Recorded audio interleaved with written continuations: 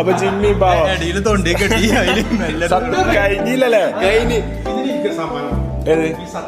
സത്യസന്ധതയ്ക്ക് ഒരു സമ്മാനം. സത്യസന്ധത ഉൾപ്പെടുത്തിയതിന് കാരണം ഇതാണ് ഇന്നത്തെ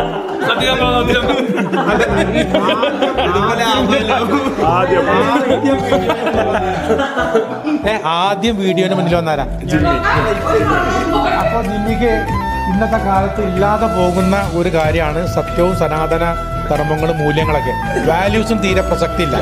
അപ്പൊ അത് അവസാനമെങ്കിലും സമ്മാനം വാങ്ങാൻ വേണ്ടിട്ട് കള്ളത്തരം കാണിക്കായിരുന്നു.